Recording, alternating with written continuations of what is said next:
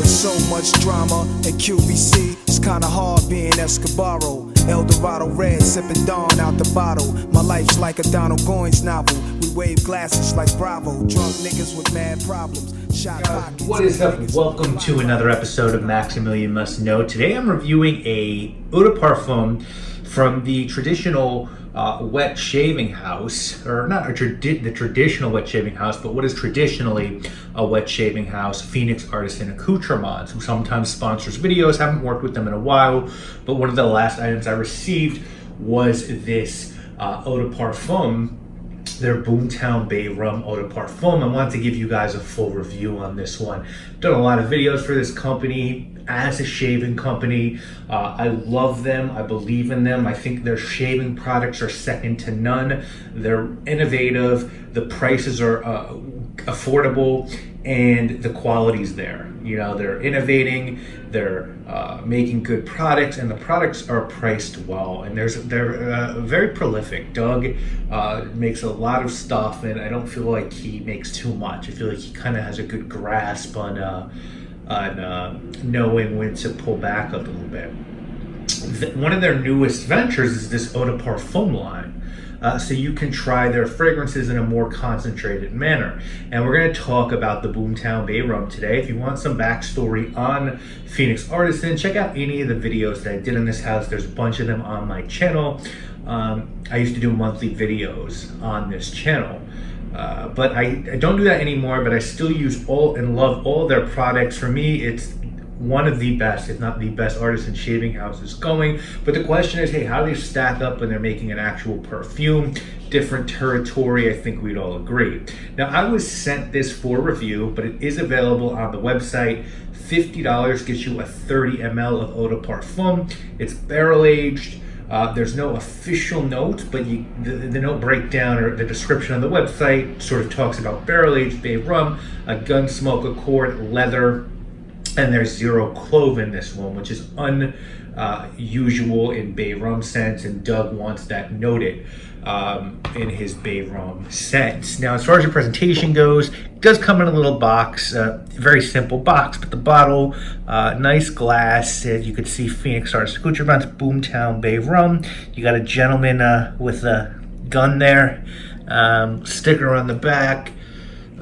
Really nice sprayer, a lot of huge distribution of juice, so you know, not a bad presentation. Certainly fine. It can sit in the shelf and not embarrass you. Now, this is a bay rum scent through and through, and I think Doug's bay rums are sort of bay rums for people who don't like bay rum. There's no clove. A lot of people find that note overwhelming when it comes to bay rum. I don't like bay rum. It's just something that I've smelled too often, and when I was doing a lot of shaving videos, a lot of companies would send me their takes on bay rum, and I would just be like, okay, yeah, great. So what bay rum smells like, if you've never experienced it, is I would say literally think of like boozy, golden, sweet rum with allspice berries or bay berries steeped in it, and then some other spices added depending on who's ever making the rum. It's woody, it's sweet, it's spicy, it's very distinct. Often citrus is added to it, and lots of cloves. This is definitely, if not the best bay rum fragrance I've smelled. It's right there. It's not overly sweet. The spice is just right, and it's almost dry enough to be slightly vegetal. And then what's unique about this one is gun smoke accords are kind of hard to do. If you've ever really fired a gun and you know the smell of that smoke, that's hard to reproduce in scent. It sort of has this minerally, I would say more mineral, almost flinty smell than smoke.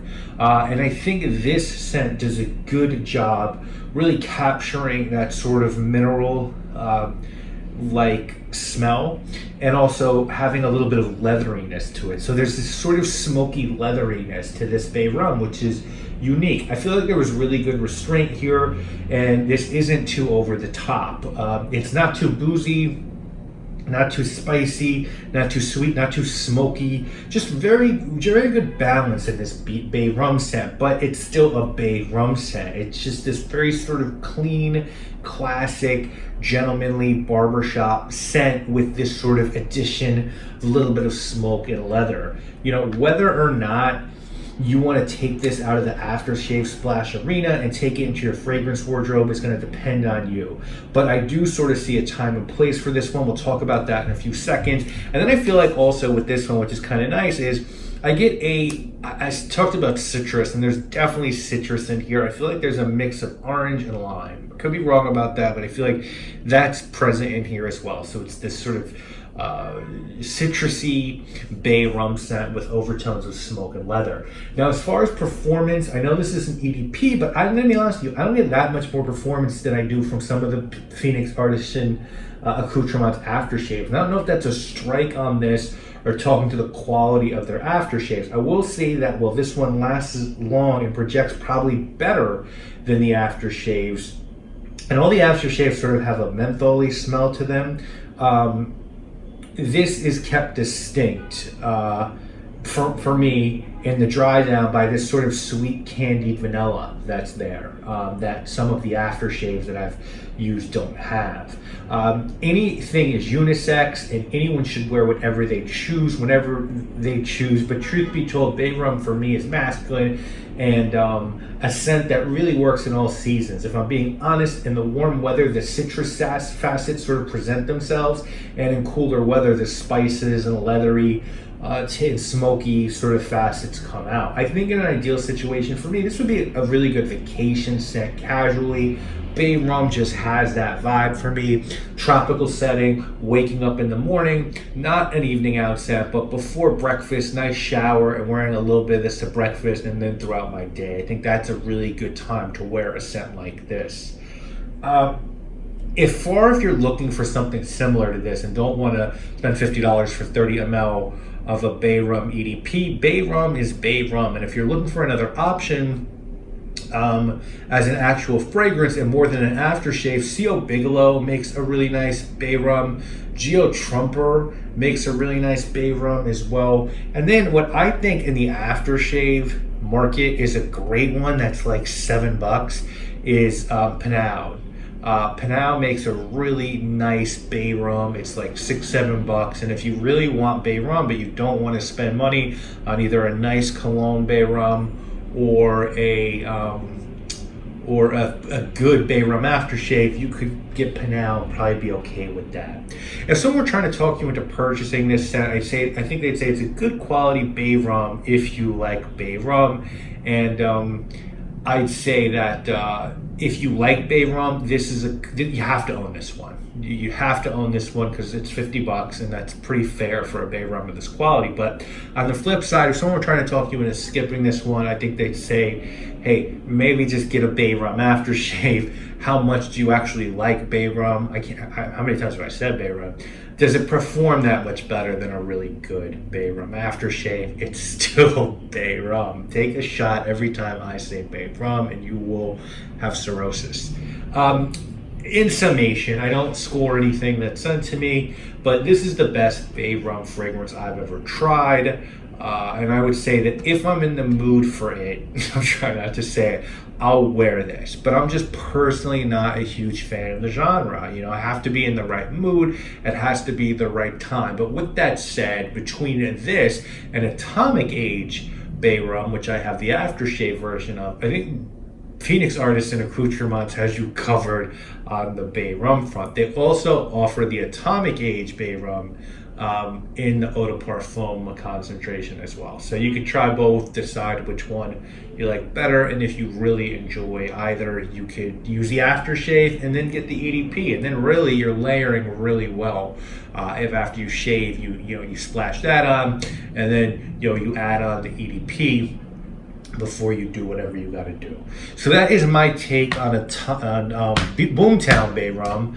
I'd love to know if anyone tried this, what their thoughts are. What do you guys think about bay rum? Do you like it? Is it just not my thing, but other people out there really like it? Drop a comment, let me know, and I'll link to PAA in the description so you can check out their site. And if you are just sort of new to wet shaving, or you wet shave and you haven't really checked them out, definitely give them a try, because from hardware to software to fragrance, they make really good products, and Doug is always thinking a step ahead. So I do really recommend them. That's it, guys. I'll see you again real soon with more videos. You already know what it is. My name is Maximilian.